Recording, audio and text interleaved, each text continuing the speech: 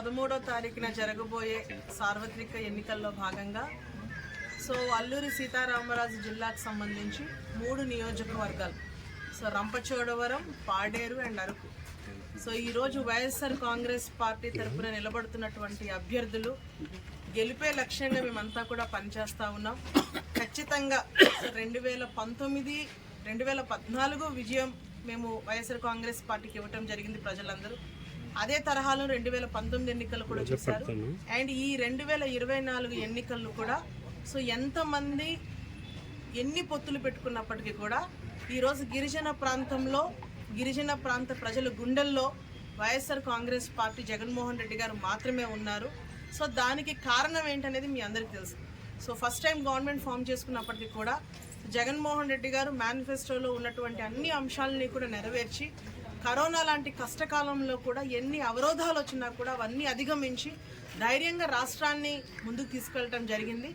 అదే తరుణంలో పేదలకు ఇచ్చినటువంటి వాగ్దానాలు ఏదైతే ఉన్నాయో 99% నెరవేరుస్తూ ఈరోజు సంక్షేమము, అభివృద్ధి అనేది కూడా 2 సమపాలల్లో కూడా ఈరోజు ఆంధ్ర రాష్ట్రాల్లో కొనసాగిస్తూ ఈరోజు ధైర్యంగా మళ్ళీ ప్రజల్లోకి వెళ్ళి ఈ 2024లో కూడా వైఎస్ఆర్ కాంగ్రెస్ పార్టీకి ఓటు వేయండి, ఫ్యాన్ గుర్తుకు ఓటు వేయండి అని అడిగే ధైర్యం ఈరోజు మాకు జగన్మోహన్ రెడ్డి గారు ఇవ్వటం జరిగింది.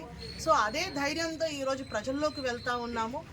ఎక్కడికి వెళ్ళినా, ఏ గ్రామానికి వెళ్ళినా కూడా ఇంతటి సంక్షేమం గతంలో ఎప్పుడు చూడలేదు.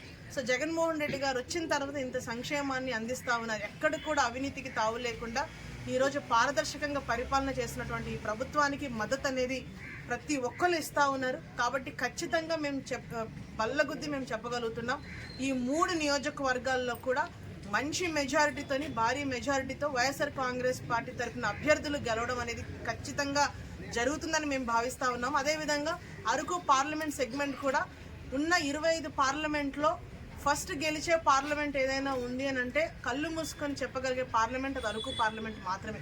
కాబట్టి ఈ నమ్మకంతోనే మేమంతా కూడా వెళ్తూ ఉన్నాము.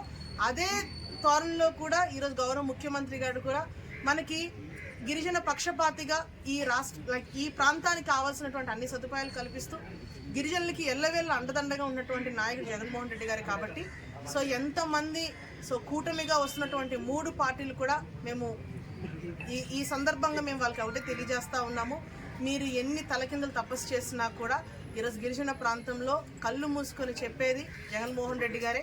ఖచ్చితంగా ఫ్యాన్ గుర్తుకు ఓటు వేసి ఖచ్చితంగా మేము మెజారిటీ సాధించి గెలిచి ఈరోజు పొత్తులుగా వస్తున్నటువంటి మీరా లేకపోతే సింగిల్గా వస్తున్నటువంటి జగన్మోహన్ రెడ్డి గారికి ఖచ్చితంగా ఆ పోటీ అనేది ఉంటుంది.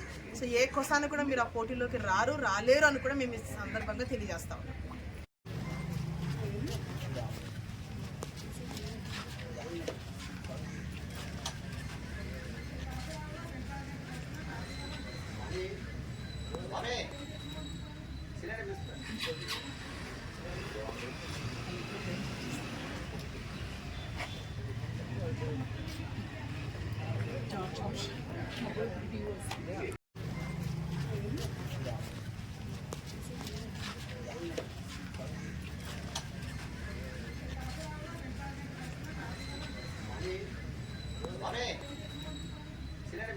Thank you.